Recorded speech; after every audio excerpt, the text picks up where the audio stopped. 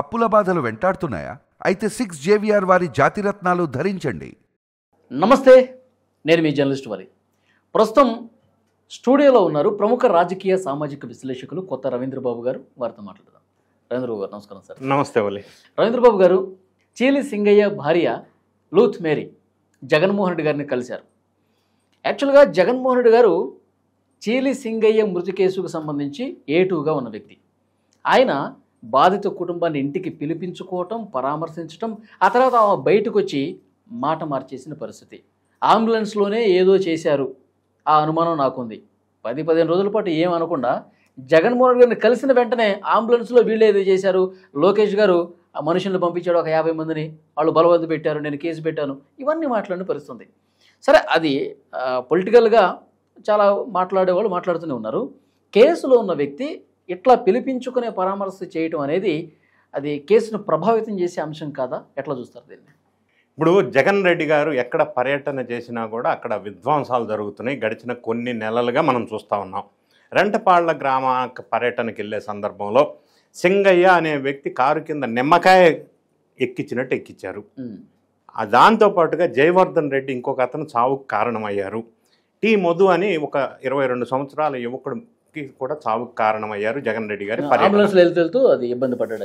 ఆయన ఫ్రెండ్కి vehicle 2 wheeler ఇద్దామని వెళ్ళే సందర్భంలో గుండెపోటు వచ్చి కింద పడటం వల్ల ఆ దగ్గరలో ఉన్న శ్రీకృష్ణ హాస్పిటల్కి తీసుకెళ్తే వాళ్ళు 40 మినిట్స్ లోపు మీరు పెద్ద హాస్పిటల్కి తీసుకెళ్తే బతుకుతాడు అని చెప్పారు. వాళ్ళు హాస్పిటల్కి తీసుకెళ్తుంటే అంబులెన్స్లో వీళ్ళు బల ప్రదర్శన, జన ప్రదర్శన, జాతరకు వచ్చినట్టు జనాన్ని తీసుకొచ్చి రోడ్లన్నీ బ్లాక్ చేసి అంబులెన్స్కి వెళ్ళనివ్వకుండా ఆపటం వల్ల మధు అనే వ్యక్తి చావటానికి వీళ్ళు కారణమయ్యారు. ఇది పర్యటన సందర్భంగా జరిగిన సంఘటన. ఇప్పుడు మీరు ప్రస్తావించిన సబ్జెక్టుకు వచ్చినప్పుడు సింగయ్య భార్య జగన్ని ఇరికిచ్చిందా అని ఒక టాక్ నడుస్తుంది. లేదా సింగయ్య మరణం కేసులో కొత్త ట్విస్ట్ సింగయ్య భార్య ద్వారా వెలుగులోకి వస్తూ ఉన్నాయి. ఇవన్నీ అంశాలను నిష్పక్షపాతంగా అనాలిసిస్ చేసే ప్రయత్నం చేద్దాం. మీరు అన్నారు జగన్ రెడ్డి గారు సింగయ్య లేకపోతే రెంటపాళ్ల పర్యటన సందర్భంగా అక్యూజ్డ్ 2, ఈ అక్యూజ్డ్ 2 విక్టిమ్ని కలవచ్చా? ఇది లీగల్గా, లాజికల్గా, టెక్నికల్గా ఎంతవరకు కరెక్ట్ అనేది కూడా మనం మాట్లాడదాం. ఓకే, ఇప్పుడు దీనికి ఒక రిఫరెన్స్ తీసుకుంటా నేను. గతంలో అల్లు అర్జున్ గారు సినిమా థియేటర్ దగ్గరికి వెళ్ళినప్పుడు ఆయన వస్తున్నాడని త్రొక్కిసలాట జరిగినప్పుడు ఒక మహిళ చనిపోవడంతో పాటుగా ఒక బాలుడు హాస్పిటల్ పాలయ్యాడు. ఆ సందర్భంగా చాలా రోజుల వరకు ఆయన పరామర్శించలేదు. ఎందుకని పెద్దలందరూ అడిగారు, ఆయన నిందించారు. అప్పుడు ఆయన తరపు న్యాయవాదులు చెప్పింది ఏంటంటే, కేసులో ఈయన అక్యూజ్డ్గా ఉన్నారు, వాళ్ళు విట్నెస్ని ప్రభావితం అవుతుంది కాబట్టి కలవకూడదు, అందుకే కలవలేదయ్యా, మేము కలవటానికి ఇబ్బంది లేదు, లీగల్గా కలవకూడదు అని చెప్పిన విషయాలు ఇప్పటికీ నాకు గుర్తున్నాయి. ఓకే, అది రికలెక్ట్ చేసుకుందాం. మరి అదే ప్రిన్సిపల్ ఇక్కడ అప్లై అవుతుందా లేదా? అవుతుంది. నెక్స్ట్ లీగల్ యాంగిల్ కూడా మనం మాట్లాడదాం. ఒక కేసులో ఈ అక్యూజ్డ్ విక్టిమ్ని కానీ విట్నెసెస్ని కానీ కలవటం వల్ల కేసు ప్రభావితం చేసే అవకాశం ఉంటుంది, కాబట్టి కలవకూడదు అనేది చట్టం చెప్తుంది. ఒకవేళ కాదు అని కలిస్తే ఇట్ అట్రాక్ట్స్ సెక్షన్ 232 ఆఫ్ బిఎన్ఎస్లో సెక్షన్ 232 ప్రకారంగా ఇది నేరం. దీని మీద మళ్ళీ ఇప్పుడు పోలీసు వాళ్ళు న్యాయ నిపుణుల సలహా తీసుకుంటున్నారు. ఈ సెక్షన్ ప్రకారం మళ్ళీ జగన్ రెడ్డి గారి మీద కేసు నమోదయ్యే అవకాశం స్పష్టంగా ఉంది. అందుకే నేను సింగయ్య భార్య జగన్ ఇరికిచ్చిందా అని అంటున్నా. ఇంకా కొత్త ట్విస్టుల్లోకి వద్దాం. ఈమె సంఘటన జరిగిన తర్వాత 15 రోజుల తర్వాత జగన్ రెడ్డి గారి ఇంటికి వెళ్ళి పరామర్శించింది. ఈయన ఆమెను పరామర్శించారా, ఆమె జగన్ రెడ్డి గారిని పరామర్శించిందా? జనరల్గా చనిపోయిన దగ్గరికి వెళ్ళి ఈయన పరామర్శించాలని ప్రిన్సిపల్ గతంలో చెప్పేటోడు, మరి దీన్ని రివర్స్ పరామర్శ అని అంటారా తెలియదు. ఒకటి, ఈమె మీడియాతో ఎప్పుడు మాట్లాడింది? పరామర్శించిన తర్వాత మాట్లాడింది. ఆ మాట్లాడిన అంశాల్లో పాయింట్ బై పాయింట్ మాట్లాడదాం. అంబులెన్స్లోనే ఏదో జరిగింది. అంబులెన్స్లో ఏం జరుగుతుంది? అంబులెన్స్ అంటే ప్రాణం రక్షించే వెహికల్ కదా, అందులో మెడికల్ ఎక్విప్మెంట్, నర్సింగ్ స్టాఫ్ కదా ఉంటారు. ఒకటి. రెండోది, ఆమె కూడా జగన్ రెడ్డి గారి అభిమాని ఆ సంఘటన ప్రదేశంలోకి వచ్చింది చూడటానికి, భార్యాభర్తలు. మరి అంబులెన్స్లో పేషెంట్తో పాటు అటెండెంట్ ఈమె కూడా అంబులెన్స్లో ఎందుకు వెళ్ళలేదు? నంబర్ 3, అంబులెన్స్లో పోలీసు వాళ్ళు, మిగతా వైఎస్ఆర్ కాంగ్రెస్ పార్టీ కార్యకర్తలు, ఆ దగ్గరలో ఉన్నవాళ్ళు అంబులెన్స్లో వెళ్ళి ఉంటారు కదా.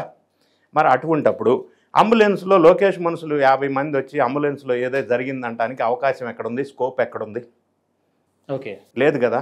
ఒకవేళ అదే జరిగిందని అనుకుందాం, సీన్ కట్ చేస్తే ఇన్సిడెంట్ జరిగిన రోజు ఈ కంప్లైంట్ ఇచ్చిన మేరీ అనే సింగయ్య భార్య ఏం చెప్పింది, ఈ సింగయ్య అనే అతను హాస్పిటల్కి తీసుకెళ్ళిన తర్వాత నాతో మాట్లాడాడు, నా పేరు చెప్పాడు, పిల్లల పేర్లు చెప్పాడు, అల్లుడు పేరు చెప్పారు, ఆయన స్పృహలోనే ఉన్నాడు, బాగానే ఉన్నాడు అని అప్పట్లో ఆమె చెప్పింది 18న ఇన్సిడెంట్ జరిగినప్పుడు.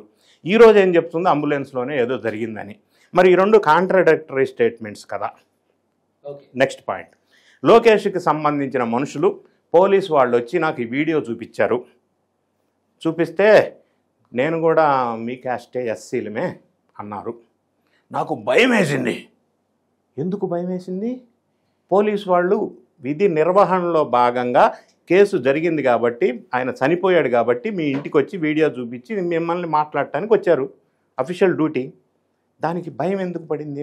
భయపడ్డానని చెప్పింది. ఎందుకు వాళ్ళు ఏమన్నా నిన్నేమన్నా అడిగారా? ఏమడిగితే ఏం భయపడ్డావో చెప్పాల్సింది. లోకేష్ గారు అంటే ఆయన ఒక మంత్రివర్యులు, ప్రభుత్వం తరఫున పోలీసు వాళ్ళు వచ్చారు. తప్పేంటి అందులో? భయపడాల్సిన అవసరం ఏంటి? ఎందుకు భయపడింది? ఏం భయపెట్టారు? అది కూడా చెప్పేది ఉండే కదా. లోకేష్ గారికి మంత్రివర్యులకి ఇంటికి వెళ్ళి 50 మందిని తీసుకెళ్ళి భయపెట్టడం ఆయన పని. ఆమెకు సహాయం చేసే నైతిక బాధ్యత ప్రభుత్వం మీద ఉంది కాబట్టి పోలీస్ డిపార్ట్మెంట్ వాళ్ళు వెళ్ళారు. భయం వేసింది నాకు. ఎందుకు భయం వేసింది? ఇంకొక అంశం మాట్లాడుతున్నారు వైఎస్ఆర్ కాంగ్రెస్ పార్టీకి సంబంధించిన పెద్ద మనుషులు.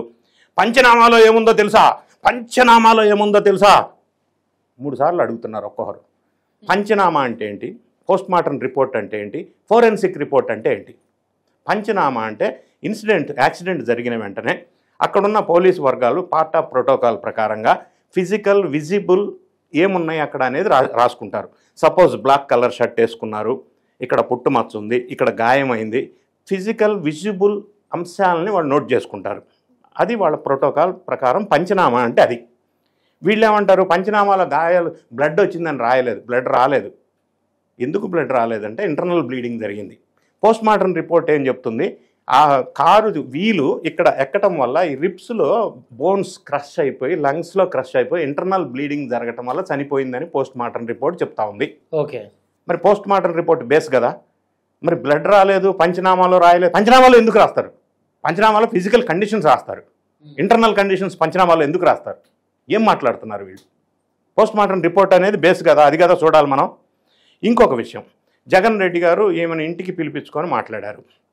ఇదే సంఘటనలో జయవర్ధన్ రెడ్డి కూడా చనిపోయాడు.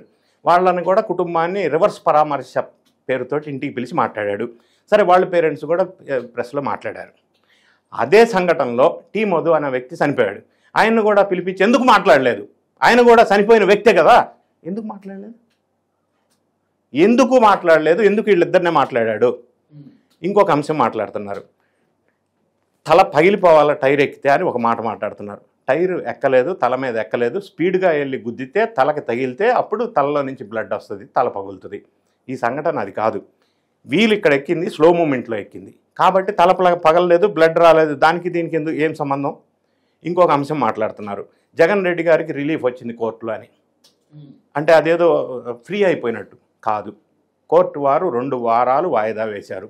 ఎందుకు వాయిదా వేశారంటే, ప్రాసిక్యూషన్ వారు ఏజీ వాళ్ళు ఏం సబ్మిట్ చేయాలంటే ఈ సర్క్యులేట్ అవుతున్న వీడియోని కాదు కోర్టుకు సబ్మిట్ చేయాల్సింది, ఒరిజినల్ వీడియో ఎక్కడ ఉంది, ఎవరు తీశారో అది సబ్మిట్ చేయాలి, అది ట్రేస్ చేయాలి. ఒకటి. రెండో అంశం వెలుగులోకి వచ్చింది ఏంటంటే, దీంతో పాటుగా ఇంకొక 6 వీడియోస్ తీశారు. ఆ వీడియోస్ని కూడా తీసుకొని ఒరిజినల్స్ అన్ని కోర్టుకు సబ్మిట్ చేయాలి. దానికి కొంత టైం పడుతుంది కాబట్టి అడ్వకేట్ జనరల్ వాళ్ళు 2 వారాలు టైం అడిగారు. కాబట్టి Jagan Reddy and company and టీంకి 2 వారాలు వీళ్ళు వాయిదా వేశారు. దానికి ఏదో వీళ్ళు కోర్టు ఇచ్చేసింది, ఫ్రీ అయిపోయాం అని మాట్లాడుతున్నారు. ఇంకొక అంశం మాట్లాడుతున్నారు, ఆటోలో తీసుకెళ్తామంటే వద్దన్నారు. ఆటోలో ఎవరు తీసుకెళ్తామన్నారు? నెంబర్ 1. నెంబర్ 2, ఆటోలో ఒక పేషెంట్ యాక్సిడెంట్ అయిన పేషెంట్ని ఆటోలోనూ 2 వీలర్లోనూ ఇంకొక సైకిల్ మీద తీసుకెళ్ళకూడదు. మెడికల్ ప్రోటోకాల్ ప్రకారం సేఫ్టీ ఆఫ్ ద పేషెంట్ని దృష్టిలో పెట్టుకొని మినిమం బేసిక్ మెడికల్ ఫెసిలిటీస్ ఉన్న అంబులెన్స్లోనే తీసుకెళ్లాలి. అది పోలీస్ వాళ్ళ ప్రోటోకాల్. కాబట్టే వీళ్ళు అంబులెన్స్లో తీసుకెళ్లారు. తీసుకెళ్ళినప్పుడు అంబులెన్స్లో ఎవరో ఇంకా మిగతా వాళ్ళు ఎక్కుంటారు కదా, వాళ్ళందరూ ఉన్నప్పుడు అంబులెన్స్లో ఏదో జరిగిందని చెప్పడానికి ఎక్కడ స్కోప్ ఉంది? స్కోప్ లేదు కదా. ఇదే వైఎస్ఆర్ కాంగ్రెస్ పార్టీ వాళ్ళు ఇంతకుముందు ఆ ఒరిజినల్ వీడియో రిలీజ్ అయినప్పుడు అది ఆర్టిఫిషియల్ ఇంటెలిజెన్స్ ద్వారా తీసిన వీడియో అన్నారు. మరి ఇప్పుడు తర్వాత అది ఒరిజినల్ అని ఫారెన్సిక్ రిపోర్ట్ ఇచ్చింది కదా, అంటే టైర్ కింద పడిన మాట వాస్తవమే కదా. ఇంకొక అంశం మాట్లాడుతున్నారు, జగన్ రెడ్డి గారికి సెక్షన్ 105 ఆఫ్ బిఎన్ఎస్ అప్లికబుల్ కాదు అని ఒక వాదన వినిపిస్తూ ఉంది. ఎందుకు అప్లికబుల్ కాదు అని నేను అంటాను. సెక్షన్ 105 ఏం చెప్తుంది? Culpable homicide amounting to murder, అది కదా. అందులో 2 రకాలు ఉన్నాయి. ఒకటి ఇంటెన్షన్ లేదు కానీ నాకు తెలియక యాక్సిడెంట్ జరిగింది, ఒక పాయింట్ ఉంది. రెండో పాయింట్ ఉంది, ఇంటెన్షన్ లేదు అక్కడ కూడా. ఇప్పుడు కూడా జగన్ రెడ్డి గారికి కానీ డ్రైవర్కి కానీ ఈయన మీద కారు ఎక్కించాలని ఇంటెన్షన్ లేదు, ఉందని నేను అనట్లా, ఇంటెన్షన్ లేదు. కానీ నాలెడ్జ్ ఆఫ్ కాన్సిక్వెన్సెస్ ఉన్నాయి, నాలెడ్జ్ ఉంది కాబట్టి ఇట్ అట్రాక్ట్స్ సెక్షన్ 105. అది గుర్తుపెట్టుకోవాలి మనం. అన్నిటికంటే ముఖ్యంగా మానవీయ కోణంలో జనరల్గా ఒక కారులో వెళ్తున్నప్పుడు ఒక యాక్సిడెంట్ జరిగినప్పుడు 3 దానికి అంటే కార్యక్రమాలు జరుగుతాయి. ఒకటి, ఆ డ్రైవర్ భయపడి కారు అక్కడ వదిలేసి పోలీస్ స్టేషన్లో సరెండర్ అవ్వాలి. రెండోది, అన్నిటికంటే ముఖ్యంగా పేషెంట్ని తీసుకెళ్ళి రక్షించే ప్రయత్నంలో అంబులెన్స్లో హాస్పిటల్కి తీసుకెళ్ళాలి. మూడోది, ఒకవేళ వెహికల్ తీసుకొని వెళ్ళిపోయి పేషెంట్ని హాస్పిటల్కి తీసుకెళ్ళకపోయినా నియరెస్ట్ పోలీస్ స్టేషన్లో రిపోర్ట్ చేసి అటెండ్ అయ్యి సరెండర్ అవ్వాలి. మరి ఈ 3 సంఘటనలో యాక్సిడెంట్ జరిగింది, కారు కింద ఇతను పడ్డాడు, చనిపోయాడు, వీళ్ళకి నాలెడ్జ్ ఉంది, నియరెస్ట్ పోలీస్ స్టేషన్లో ఎందుకు రిపోర్ట్ చేయలేదు పోలీసులకి? దీనికి చేయకపోగా కేసుని డైవర్ట్ చేయడం కోసం కాన్వాయిలో లేని సఫారీ వెహికల్ 001 వెహికల్ గుద్దిందని వేరే రకం కేసు డైవర్ట్ చేసే ప్రయత్నం ఎందుకు చేశారు? ఓకే, ఇవన్నీ అంశాలని కేసుని పక్కదావి పట్టించే ప్రయత్నాలు చేశారు.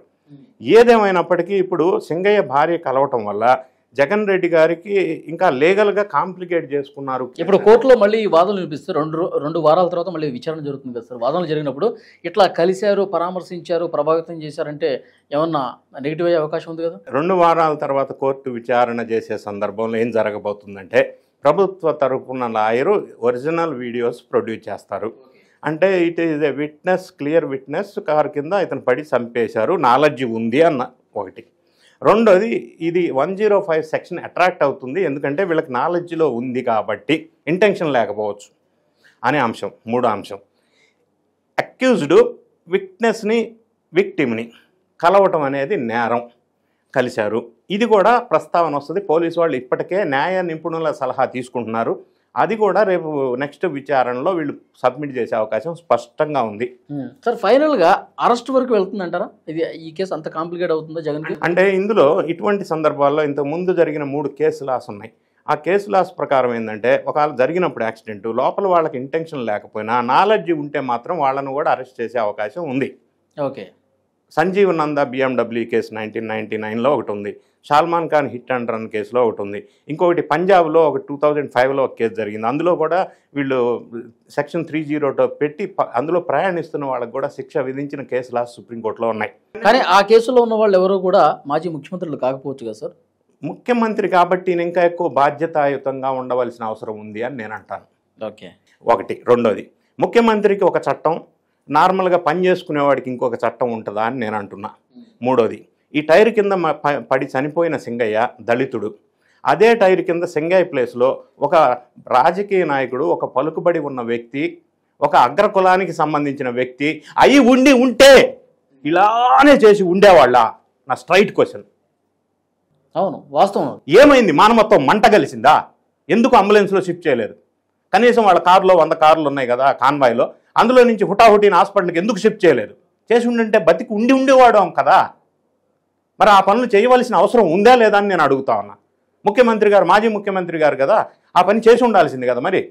ఎస్, చూద్దాం సార్. ఇవన్నీ చాలా మంచి పాయింట్లు రేజ్ చేశారు ఈ వీడియోలో.